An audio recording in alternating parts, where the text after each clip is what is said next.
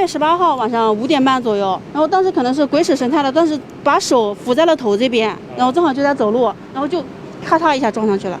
这个太矮了，你看人家这个1.8米的个子也撞不到呀，我就1.6米。这家安徽料理在杭州大观路上，小胡当时撞到了空调外机，手指流了不少血，被送到浙江中医药大学附属第2医院住了4天院，入院诊断为手部指身肌腱损伤、指尖关节韧带断裂、手指开放性损伤。小胡是从事医护工作的，这个伤对工作影响很大。我得给病人打针啊，打针我每天我只要碰病人我就得洗手啊。那我这手2个星期不能碰水的呀，3个星期这个手指是不能打弯的，能打完以后，然后再去做康复治疗。那康复治疗的费用我们也不知道了多少钱。记者在现场观察，附近店铺的空调外机安装高度并不统一，有的位置也比较低。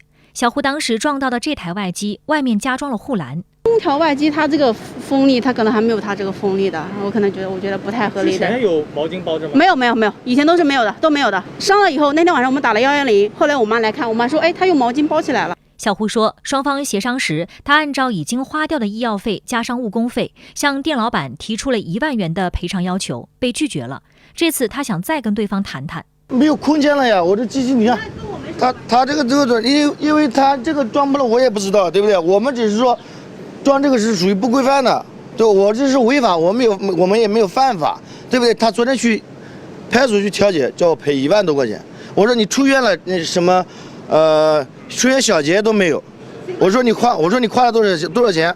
不知道。这是出院小结，你可以看一下，就是对于肌腱已经损伤了，它是个深肌腱，这个损伤的话，以后打弯会不会受影响？也破了。这是怎么撞上去的？就是在你门口走路啊，走路，你看你正常人手就是这么撞上去。怎么撞下去？你们在你家门口撞上来，这个东西是你们用的，你们就应该承担责任。我们承担责任，我们，你说我承担多少责任呢？现在他走司法程序，那最好。也公平，法院该怎么判怎么判。不是你们走司法程序了吗？我们目前还没有。那他昨天已经说了，还没有呢。他已经走司法，他说他走司法程序了。我说那我说最好，这样调解双方都不愿意的。他说不愿意，他说一个条件，你不愿意，那你说一个给他的，让他。我现在我就拿走司法程序是最好的，对大家都很公平的，对不对？法院该判我多少我赔。沟通时双方都有些激动，记者帮着劝了劝。你要是觉得。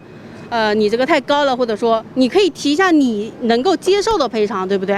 那我们双方协商可以去把这个事情解决掉。希望第一个，它这个空调外机要拆掉，因为你这个是不合规的呀。那我是第一个伤的，那最后一个绝对不是我。记者也把情况反映给了杭州市拱墅区综合行政执法局大观中队，中队方面后来回复，根据杭州市相关要求，临街建筑物底层安装的空调室外机、机身及托架不得占用人行道。